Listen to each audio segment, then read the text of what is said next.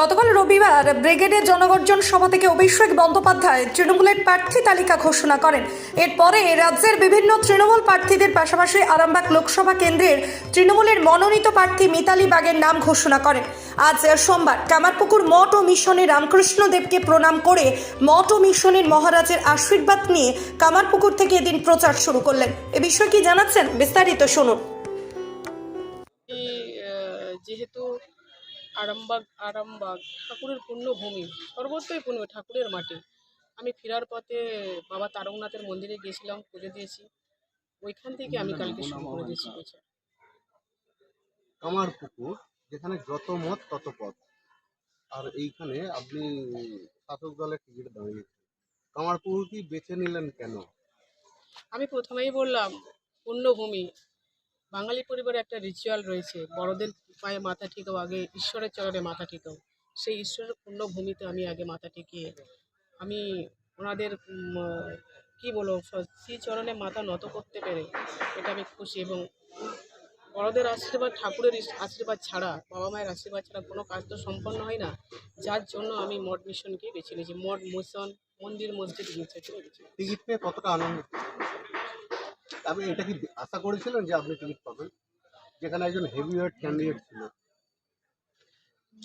দেখুন, মমতা বন্দ্যোপাধ্যায় দলটার নাম হচ্ছে তৃণমূল কংগ্রেস, গ্রাসরুট থেকেই তৃণমূল নামটা এসেছে। কাজেই সেদিক থেকে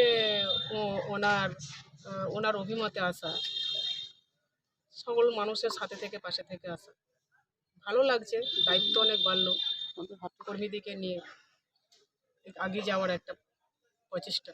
তিনি কর্মীদের সাহায্য কতটা পাচ্ছেন? কর্মীদের সাহায্য মানে কালকে যখন আমি দেখুন ব্রিগেডের যখন আমি ময়দানে ছিলাম, কারণ কলকাতা শহর তো ঝাঁচকচকে, উলি গলি কিন্তু ঝাঁচকচকে জায়গা, সেখানেও দেখলাম ঝাঁচকে রাস্তার ওপর কিন্তু ধুলো উড়ে গেল, ব্রিগেডের ময়দানে ধুলো। সেই ধুলোই তো বলে দিচ্ছে কর্মীদের কতটা উচ্ছ্বাস। তো সেই উচ্ছ্বাস থেকেই উচ্ছ্বসিত সকলে। কালকে প্রার্থীর নাম ঘোষণার পর থেকেই কিন্তু দিকে দিকে তার নাম দেয়ালে লিখন শুরু হয়ে গেছে। কি বলবেন এই বিষয়ে? কর্মী তৃণমূল কংগ্রেস তো থামতে জানে না, কারণ পড়তে জানে, লড়তে জানে, গড়তে জানে, মানুষের পাশে থাকতে জানে, জয় করতে জানে। তো প্রার্থী পেয়েছে, প্রার্থীর সাথে সাথেই তারা দেওয়াল লেখন। এ থেকেই আপনারা প্রশ্ন আপনারাই করলেন যে কতটা উচ্ছ্বসিত। তার মানে দেখুন, কালকে দুপুরের দিকে ডিক্লেয়ার দিয়েছে, তারপর সঙ্গে সঙ্গে কর্মীরা, যে সমস্ত কর্মীরা ওখানে গিয়ে পৌঁছাতে পারেনি, সেই সমস্ত কর্মীরা দেওয়াল লেখন শুরু করে দিয়েছে। তার মানে উচ্ছ্বাস কতটা আর বলার তো অপেক্ষা রাখে না। দিদি, নাম ঘোষণা হওয়ার পর থেকেই বিভিন্ন তৃণমূলের মধ্যে গোষ্ঠীদ্বন্দ্ব দেখা যাচ্ছে এবং অনেকেই বিক্ষুব্ধ হয়ে দল ছাড়ছেন। এটা কি লোকসভা ভোটে কতটা এফেক্ট করবে বলে মনে করছেন? না, সে খবর আমার কানে নেই। কারা বিক্ষুব্ধ হয়েছে বা কারা দল ছাড়ছে সেরকম খবর আমার কাছে নেই।